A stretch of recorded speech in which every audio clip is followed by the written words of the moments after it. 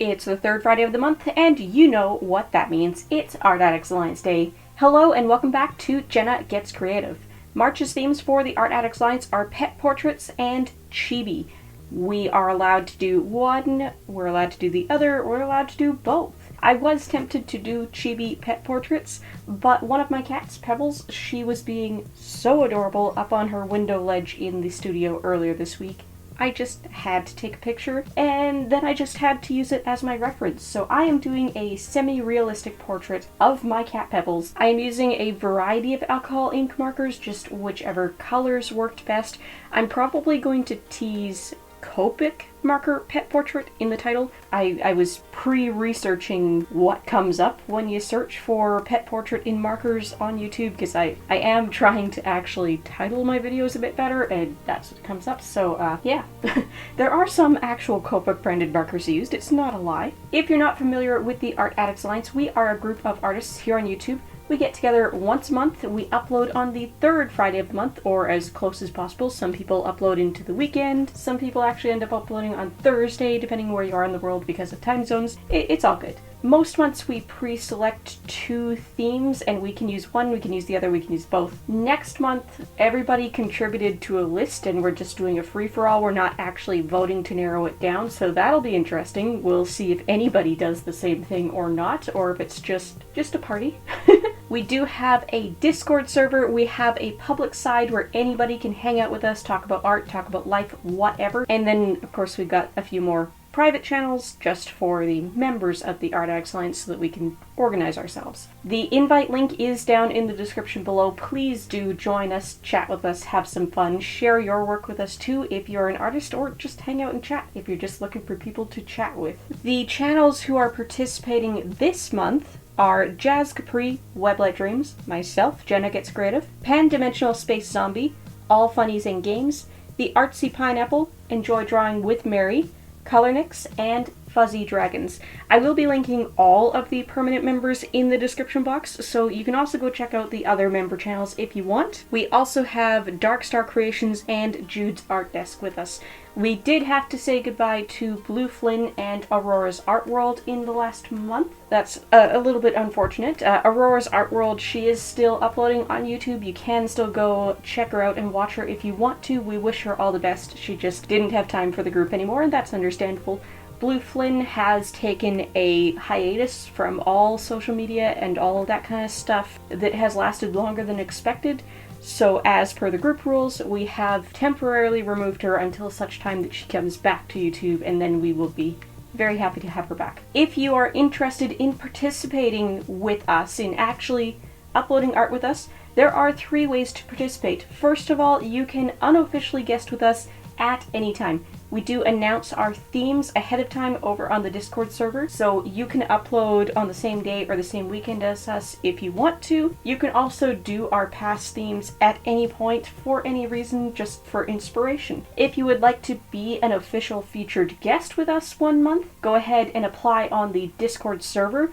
You will be basically a temporary member of the team for the month that you have selected. We'll include you in our shoutouts, you'll include us in our shoutouts, we'll have a lot of fun, it'll be great. The requirements for our featured guests are that you are an active YouTuber, art is at least one of the things you focus on your channel, you don't do anything problematic on your channel that would get anybody in trouble, and you're at least 14 years old as per YouTube and COPA law policies. If you would like to join us on a permanent member basis, and we would love to have you because we have not filled our 15 member cap in quite a long time, you can also apply for that on the Discord server. Same requirements as the guest post plus a few. First of all, we are going to require that you have at least 100 subscribers at the time that you apply. That just proves that you've been at it long enough that you know what you're doing in the YouTube game. And we're also going to ask that you submit an audition video. If you have done a featured guest video with us before, then that can be your audition video. Just send us that link. If you haven't, do an unofficial guest video and send that to us. Your audition has to be an Art Addicts Alliance video. It doesn't matter when you did it. It doesn't matter which theme you do. If it's an unofficial guest video, you can pick one from way far back if you want to. We just want to see that you can do an Art Addicts Alliance video. So go ahead and apply. Please join us. We would love to have new members on the team. You don't have to commit to participating every single month if you don't want to. We understand sometimes life gets in the way and sometimes the prompts just don't inspire. That's okay. As long as you're coming around like at least every third month and you're telling us what's happening in between, that is perfectly fine.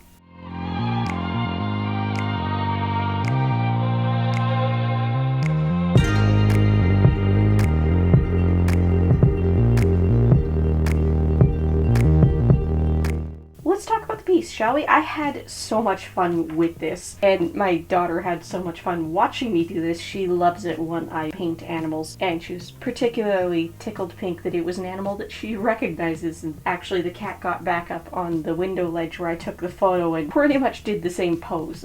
She was excited about that. So you will notice that I started with the absolute lightest colors, and some of the colors I started with do not give you any indication of what color the cat ends up being. I approach alcohol ink the same way I approach watercolor. You have to work from the lights first, you have to build slowly, and if you want different colored undertones in things, you do have to put those colors in there. You can't just hope and wish. So Pebbles, she's a pretty average looking tabby. You might look at her at a glance and say that she's gray. There's a lot of brown in her fur.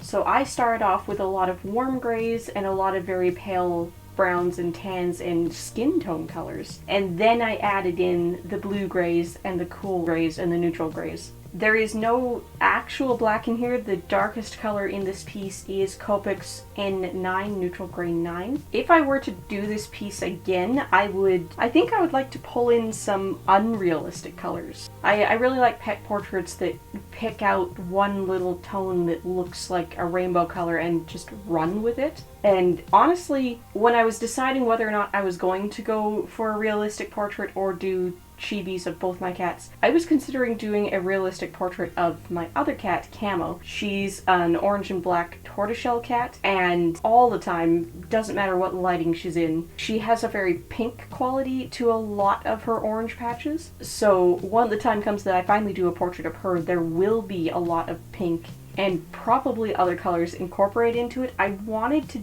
get the same effect with Pebbles, but honestly she doesn't have those other colors in her coat. She has browns in her coat, and so that's what I went with. She's watching me right now as I record this voiceover from the same spot on the window. I also realized after I was done the piece that she's got a lot of white floof sticking out at her haunches, and it's overlapping where her tail starts to come out from behind her body, and it makes it look like there are two tips to her tail and it's not attached to her. I promise it's attached to her and that's just white fluff. I ended up putting a blue circle background behind her just to have some sort of background element and to make her edges stand out. And I didn't want to put it super low and not have anything behind her head, but I don't think I put it low enough because yeah, that area of white fluff on the butt where the tail is coming out isn't super highlighted, but it's just barely highlighted. There's just enough attention drawn there.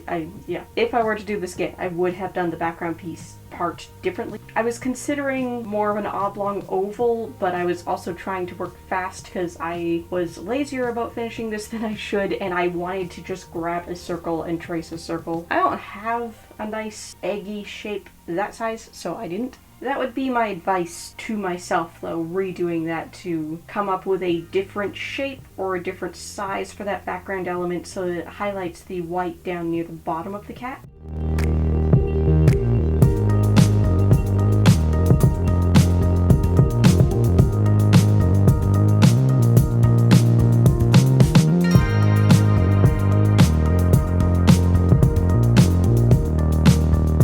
The only art supplies I used on this piece that are not alcohol markers were some Prismacolor Col-erase pencils, a Staedtler Pigment Liner, and a Sakura Gelly Roll white gel pen. The Col-erase pencils obviously were used in this sketching. The Pigment Liner was purely just to sign it at the end, and the Gelly Roll was purely to add her whiskers in at the end. When you're working with watercolor, there's a lot more options to preserve the white of the page for whiskers, and when you're working larger, it's much easier to preserve preserve the white of the page for whiskers. Since I was doing alcohol ink, since I'm working on an A5 page, I just decided to put the whiskers in on top with a Gelly Roll. And that works. It's risky sometimes. Sometimes the Gelly Roll ink will absorb color from underneath. I also used the bold nib, the 10. For whiskers, I probably should have gone smaller. I probably should have dug out a 6 or an 8. But overall, I'm really happy with how this piece turned out. I do think it looks a lot like my cat. I think it's very cute, and I think I need to do a companion piece of my other cat to go with it. Let me know in the comments down below if you want to see that. Oh, and the paper, by the way, it is Strathmore 400 series marker paper. This is 190 GSM coated paper. It's an A5 pad. Fellow artists in the comments, have you attempted to do portraits of your pets? How did it go? And non-artists, have you ever considered commissioning a portrait of your pet?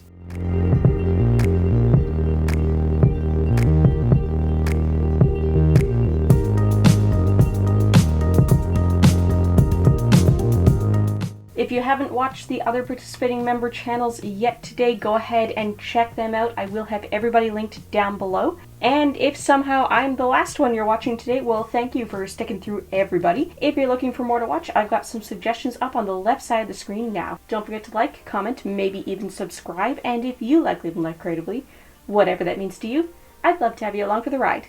Bye, guys!